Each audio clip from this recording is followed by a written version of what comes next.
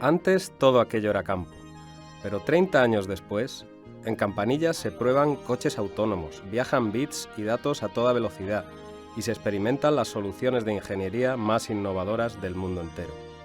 El Málaga Tech Park, lo que siempre hemos conocido como Parque Tecnológico de Andalucía, ha cumplido sus primeras 3 décadas de vida, convertido en uno de los principales vectores de desarrollo de esta ciudad y de la comunidad entera.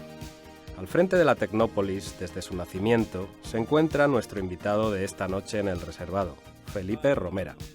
Ingeniero de telecomunicaciones, después de estudiar en Madrid, se vino a Málaga a trabajar en el incipiente sector tecnológico que empezaba a vislumbrarse y fue germen después del parque que ahora dirige. ¿Y con qué resultados? En torno a 22.000 trabajadores y 600 empresas de la más elevada cualificación residen hoy en Málaga Tech. Así que nadie más autorizado que este soriano de cuna, pero malagueño de adopción, para hablar del extraordinario salto que ha dado nuestra tierra en los últimos tiempos. Hablamos de Málaga, de empresas y de tecnología, de la historia de un éxito. Hablamos de progreso. Bienvenidos al reservado.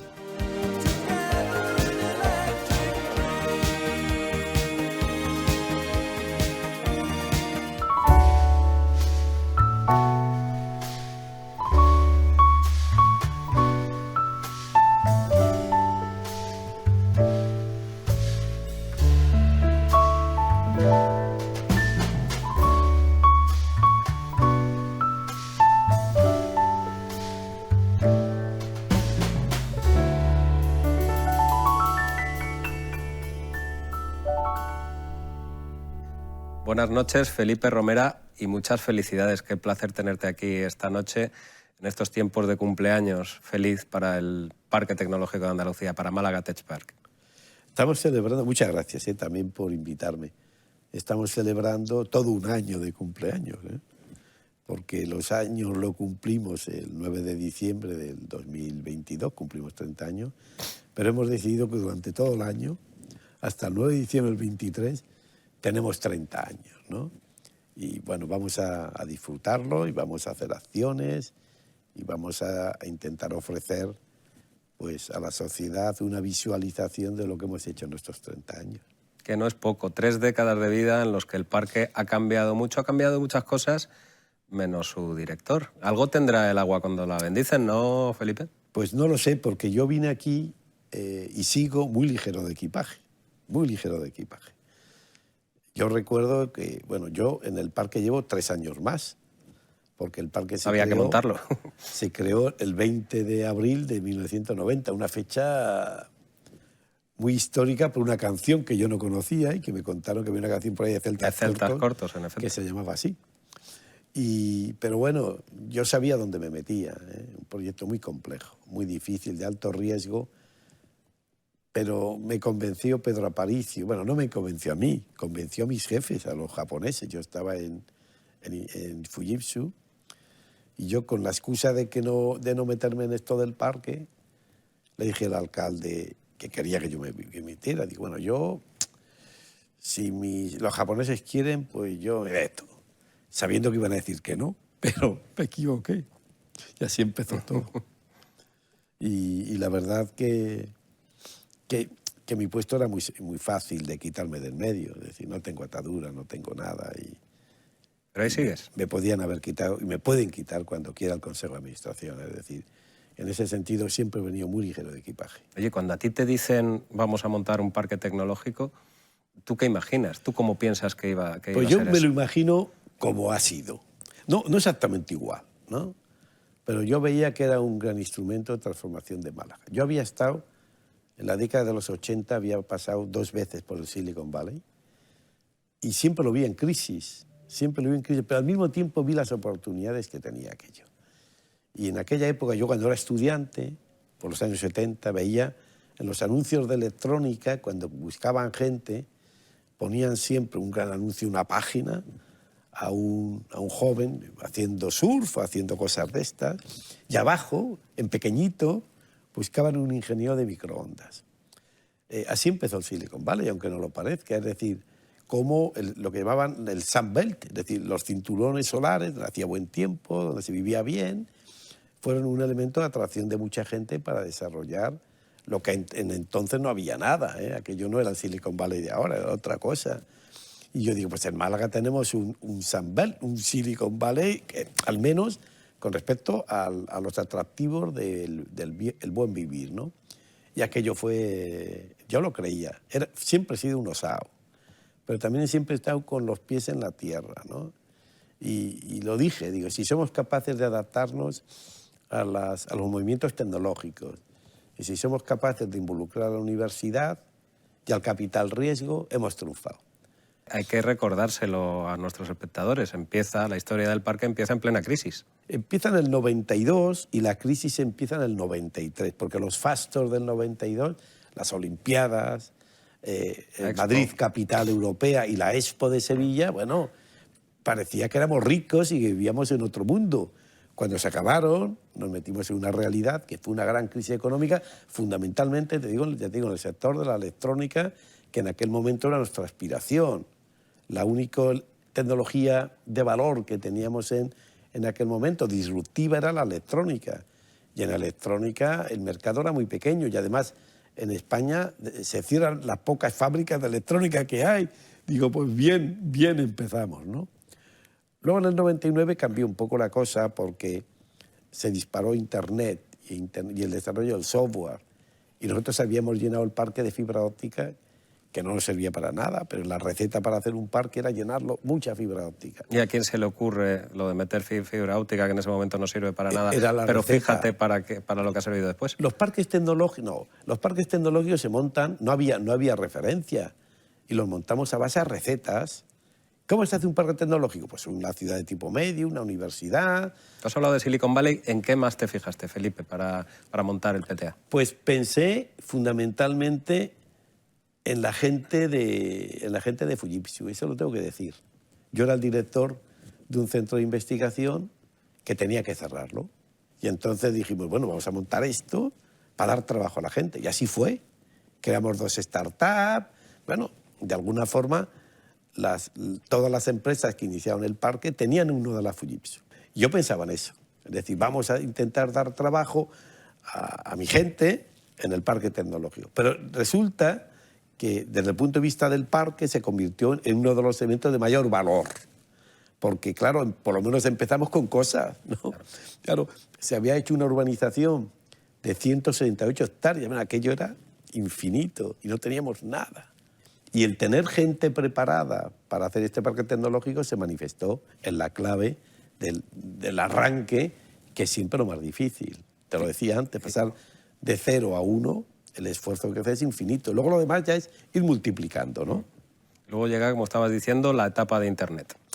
Eso fue a partir del 99 todo cambia, porque resulta que por tener esa fibra óptica que no servía para nada, al principio los empresarios lo que reclamaban es teléfonos, que no teníamos, pero teníamos fibra óptica que no servía para los teléfonos. Pero a partir del 99 lo que ocurre es algo fantástico, y es que Internet hace que nosotros por la fibra óptica podamos tener velocidad de 100 megabits por segundo en el parque, mientras fuera del parque, en cualquier lugar, lo máximo que podían hacer a Internet era a 9.600 bits por segundo, es decir, muchos órdenes de magnitud menos, y aquello fue un valor.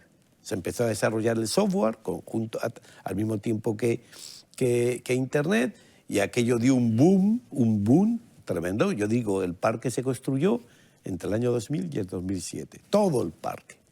Había momentos en los que teníamos, yo no sé, 30, 40 grúas en el parque. Aquello fue, vamos, la mayor satisfacción. De hecho, yo digo, de todos los 30 años, buenos, hemos tenido muy poquitos.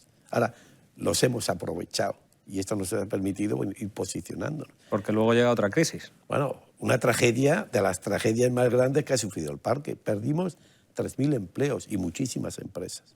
Es decir, la crisis financiera fue tremenda. Yo las empresas sin dinero, y los bancos no se lo dieron.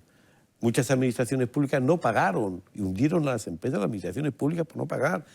El mercado se redujo. Las únicas empresas que fueron sobreviviendo fueron las que se cogieron una maleta y se fueron a Latinoamérica. Oye, ¿cómo vive eso el director del Parque Tecnológico? Pues con mucha angustia, pero al mismo tiempo nos apareció otro vector, que fue el que nos salvó, que fue las grandes empresas tuvieron el mismo problema que las pequeñas que desaparecieron, y era que tenían que mantener y aumentar sus márgenes de productividad, sus márgenes para poder realmente sobrevivir. Y si el mercado no te permitía vender más caro, tú la única solución que tenías era reducir costes, gracias a la innovación y la productividad. Y eso hizo que grandes empresas vinieran a Málaga con el objetivo de mejorar su productividad.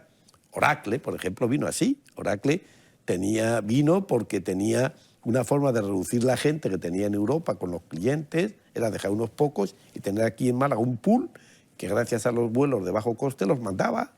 Le salía barato tener aquí mucha gente, que iba un cliente, iba otro cuando se necesitaba. Eso era optimizar la productividad. Y luego la creación de OP Plus fue fantástica, porque fue la gran empresa que hizo un pensamiento muy profundo hacia la gestión de un banco. El banco se saca toda la gestión a una empresa de servicios y en las oficinas se pone a la gente a vender productos. Y entonces esa situación nos hizo que el parque, aunque perdiéramos 3.000 empleos, crecimos en 5.000. Es decir, nosotros durante la época de crisis íbamos creciendo poco a poco, pero era engañoso, porque era un crecimiento basado en una gran crisis, una gran pérdida de empleo, pero también en una recuperación de nuevo empleo. Fue aquello, yo no digo fantástico, fue una tragedia total, pero fue un ejemplo de cómo aprovechar los malos tiempos para sacar oportunidades nuevas, ¿no? Y eso hizo que el parque, durante la crisis de 2008-2009 al 2015, se mantuviera estable. Solo creció 2.000 personas en esos años, pero luego, gracias a haber creado ese ecosistema de innovación, a partir de 2015-2016, llega lo bueno. La explosión. Que son la explosión de las tecnologías digitales. Las tecnologías digitales es el gran instrumento transformador del mundo, que todavía no somos muy conscientes de lo que tenemos, porque de pronto se desarrollan muchas tecnologías, cada una son tecnología disruptiva, el 5G, la inteligencia artificial, la ciberseguridad, la microelectrónica. Se van desarrollando muchas tecnologías disruptivas que lo que hacen es que se entrelazan entre ellos y transforman el mundo de arriba abajo. Y aquí se creó una gran cantidad de nuevas empresas y de empleo, incluso de las que había antes, se reconvirtieron y se dio el boom hacia las tecnologías digitales. Nos cambió totalmente lo que era el parque. Habíamos empezado por la electrónica y estábamos acabando en tecnologías digitales que no tienen nada que ver. Yo creo que el mérito de este parque es que hemos sabido alinearnos con los cambios tecnológicos y aprovechar las oportunidades. Es una de las razones del éxito. Pero bueno, esos tiempos fueron fenomenales y ya nos vino el remate del COVID. Me da mucha vergüenza hablar del COVID como ¿Por qué ha sido tan importante el COVID, Felipe, para el Parque Tecnológico? Mira, el COVID fundamentalmente lo que hace es, primero, el parque se vació. Teníamos 20.000, por ahí habría, y en el parque se quedaron solo los elementos más productivos, 1.000 o 2.000 personas. El resto se vació. Y entonces nos fuimos a casa. Pero teníamos en casa también a los empresarios y a los directivos. Y a mí se me ocurrió, en esos tiempos, recomponer una asociación que habíamos creado al principio del parque, cuando no teníamos empresas, era la Asociación IDEA, que la habíamos creado con las empresas locales más grandes, con más interés, con el objetivo de promocionar el parque, que sea una referencia hacia el mundo político, al mundo económico, de unos empresarios que, no siendo del parque, tenían interés por el parque. Esa asociación, en el 2000, se creó en el 91, antes del parque, y duró hasta el 2000. Pero me pareció que era el momento de recrear esa asociación en un momento que teníamos muchas empresas en el parque. Seleccionamos a unas 40 y tantas y los convoco a todos para una reunión para crear un club de empresarios, que se llama Málaga Tech Park ESEX, ¿no? Y resulta que se conectan todos. Si yo hubiera intentado hacer esa reunión en el parque, hubieran venido 3 y el del tambor. Porque la gente está de viaje, nunca está... Pero estaban todos en casa. No digo que aburrido, pero estaban todos en casa. Claro. Y entonces se conectaron. Y lo que veo, que es la gran ilusión que me produjo a mí ese hecho, es que estas empresas que competían unas con otras, grandes empresas internacionales, bueno, las empresas que teníamos en el parque, quieren cooperar. Y digo yo, esta es la mía, que es esto es lo que yo llamo la vertebración de un ecosistema. Y cuando quieren cooperar, trabajar con la universidad, bueno, se montan unos grupos de trabajo para conocerse, lo que se llama vertebración del ecosistema, que es que conocerse las empresas que tienes una al lado de otra y no se hablaba. Siempre has dicho que esa cooperación entre las empresas del parque es el principal valor singular que tiene Málaga, que no se dan en otros sitios. Es que es la diferencia. Nosotros no somos ni Madrid ni Barcelona, que son, digamos, los dos grandes ecosistemas de este país de innovación. Pero allí hay mucho, pero no se hablan. Están todos revueltos. Y aquí conseguimos que todos los agentes, un ecosistema mucho más pequeñito, que se hablen y que quieran cooperar. Eso es una fuerza infinita. En la cooperación surgen elementos de valor de una dimensión que no está en trabajar cada uno por su lado. Entonces, con eso creamos la fundación, el Instituto Ricardo Valle de Innovación, que es una fundación para hacer proyectos. Una fundación privada, pública, porque el sector público es fundamental en los procesos de innovación, pero los que mandan son las empresas. Tenemos 30 empresas de gran valor, empresas del parque y fuera del parque, empresas de Málaga, de Andalucía y de España, pero fundamentalmente son malagueñas, para hacer grandes proyectos en innovación. Llevamos un año con la asociación, la hemos puesto en marcha, pero la ambición es infinita, la ambición es infinita. Es una ambición de liderar, digamos, los procesos de innovación de España. La ambición, pero digo, es infinita y es lo que yo llamo el futuro del parque. El futuro del parque ya no es la sociedad de gestión. La sociedad de gestión nos dedicamos a, bueno, a animar la fundación, a hacer tener infraestructura, pero si tenemos que ver dentro de 30 años el parque, sí, habrá que medirlo en la capacidad de que el Instituto Ricardo Valle de Innovación ha sido capaz de transformar el país. Esto así contado, puedes decir, vaya tío. Pero no te quites importancia porque tú has sido como un Guardiola, ese medio centro que ha sabido repartir juego y bueno, explica los goles de después, vamos, yo no me quito importancia, todo esto lo hemos construido nosotros, lo hemos construido. Es decir, digamos, el esqueleto de todo lo que está pasando lo hemos hecho nosotros, pero no lo hubiéramos podido hacer, ¿no? Si las empresas no quieren y si las administraciones andaluzas no quieren. Pues una cosa es que tú tengas una idea, que puede ser que estás mandando, y otra es conseguir hacerla. Y sin en la complicidad de todos los agentes, que ya son muchos, ya no es el parque, ya no son los agentes del parque, es los grandes empresas del parque y del entorno, ¿no? En nuestro club no tenemos solo empresas del parque, tenemos empresas que están en Málaga, que están en otro sitio. No. El parque entendido como un ecosistema de innovación lógico, más que físico, aunque nosotros estamos empeñados en llegar a 50.000 personas dentro del parque. Que estáis en 20 y tantas mil, ¿no? Bueno, los últimos datos de este año que han sido excelentes, llegamos casi a 25.000, 24.000 y pico, es decir, ya somos 25.000 en el parque. Llegar a 50.000, multiplicar por 2, parece fácil, ¿no? Aunque cada uno de las empresas y es muy Oye, que luego difícil. hay que llegar al parque y no tenemos tren, no tenemos metro. Esa es mi mayor tragedia, la mía personal. Bueno, yo creo que del modelo que estamos construyendo. Por lo menos los atascos algo se han mejorado, Los atascos han desaparecido. Fíjate lo fácil que era, ¿eh? Bueno, lo han hecho, el gobierno de la Junta de Andalucía Nuevo lo ha hecho muy bien. Y además, yo lo único que siento es que por haberlo hecho tan bien, se ha perdido el entusiasmo por el metro, ¿no? Pero lo ha hecho, vamos, espectacular, espectacular. Desaparecieron los atascos y no hay atascos. Hombre, no solo por lo que se ha hecho, sino también por ese tránsito de lo que está pasando. Porque hemos estado hablando de que la pandemia ha permitido crear el Club Empresarios, el Instituto Ricardo Valle de Innovación, pero al mismo tiempo ha abierto en canal el trabajo. Yo diría que la mitad de las personas del parque hacen teletrabajo de forma cotidiana. Y eso también te baja el número de personas. Pero como sube mucho, claro, todo es un lío.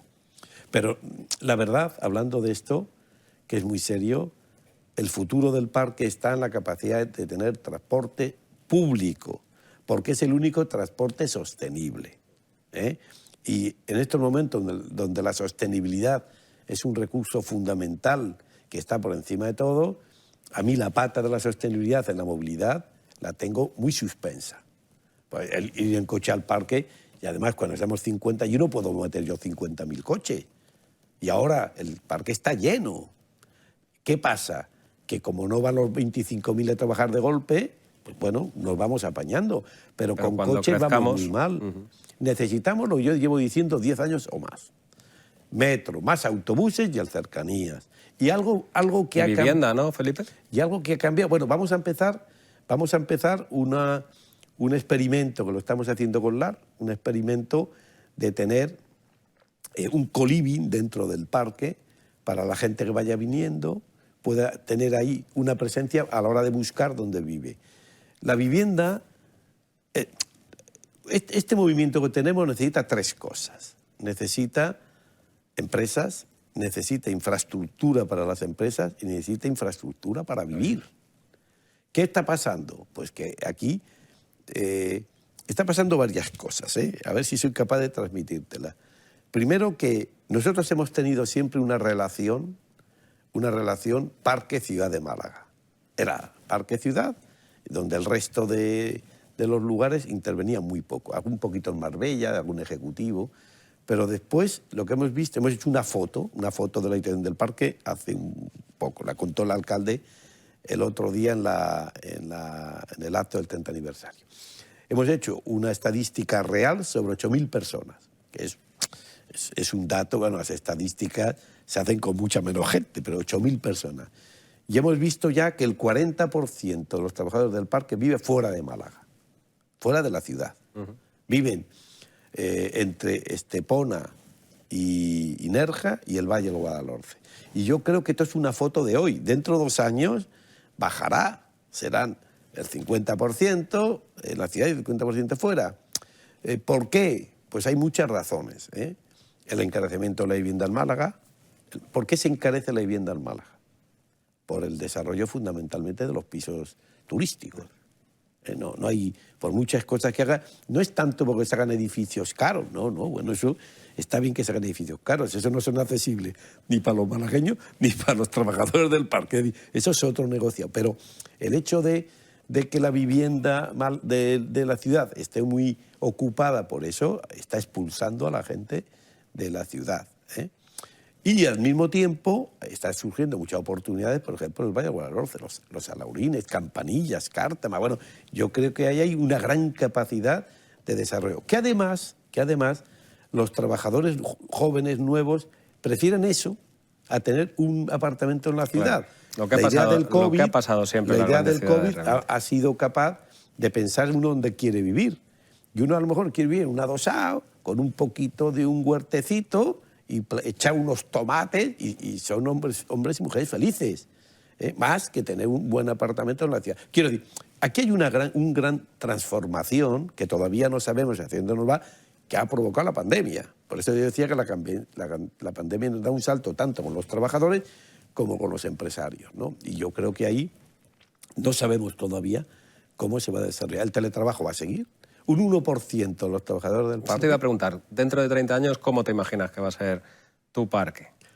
En 30 años seguro que tenemos 50.000, porque más no va a dar de sí. Nosotros estamos construyendo espacio para 50.000 y yo creo que ya más no da de sí, que no. Eso da la capacidad máxima del parque. Luego habrá 50.000. Será un parque donde habrá una gran movilidad sostenible. Es que esto es muy importante. Es decir, desde lo que he dicho, desde Estepona a Nerja y el Valle del Guadalhorce y en la ciudad, habrá un sistema de transportes públicos sostenible. No sé si será el del litoral, lo que sea. Las líneas de cercanías están muy bien trazadas. Solo llega a Fuengirola, pero puede llegar hasta Marbella y por el otro. Y luego por el Valle del Guadalhorce tenemos el cercanías. Hombre, pasa que no tiene uso porque no está adaptado a las necesidades de los trabajadores que lo usan en general. Pero veo una gran movilidad sostenible. Veo un parque, en tecnología no me atrevo. No me atrevo. Cualquiera, ¿no? No me atrevo porque las olas de innovación van cambiando en el tiempo. ¿Qué vendrá después de esta ola de la de las tecnologías digitales, yo no la veo. De verdad, no lo veo. Estas tecnologías digitales nos pueden durar, a lo mejor, algo menos de una década, pero no, yo no sé, bueno, o menos, yo no sé por dónde va a ir esto. Y lo que sí veo un parque también muy sostenible internamente. Tendremos eficiencia, tendremos toda la electricidad que el parque produzca, que el parque se va a convertir en unas grandes centrales de generación de electricidad por medio de la fotovoltaico. La energía que tengan las empresas será generada dentro del parque, y luego, pues ya no me atrevo a decir más cosas, pero sí veo un parque sostenible, sí veo un parque lleno de 50.000, y veo o deseo que la sostenibilidad en la movilidad se pueda alcanzar, ¿no? Estos son, digamos, mi visión más certera de lo que habré de 30 años. Yo no me atrevo a hablar de más de 2, digo, por centrar, en lo tuyo es complicado. Pero digamos, como tú lo quieres ver, yo lo quería ver así. Pues con ese mensaje, con ese horizonte tan esperanzador, basado en datos, en los datos que nos has dado, Felipe, durante estos 30 años, vamos a abandonar esta entrevista, vamos a despedirnos en ese parque que has hecho a tu manera, como la canción que has elegido para cerrar esta noche del reservado. Bueno, me trae muchos recuerdos esta canción. Sí. Sí. Muy bien elegida. No, porque bueno, elegida, es no una elegida, historia de no éxito. elegida, pero realmente ya me trae muchos recuerdos, porque la Asociación Internacional de Parques, que siempre nos reunimos aquí en febrero, siempre, había un canadiense que en las copas, ya después de cenar, sacaba la cartera, tenía una hojita de papel doblada, que ya estaba hasta desgastada por los bordes, lo abría y empezábamos a cantar todos My Way. Pues muchas gracias, Felipe. Ha sido un verdadero placer tenerte aquí. Muchísimas gracias. Pues a vosotros por traerme. Y muchas felicidades. Yo también he disfrutado mucho, ¿eh?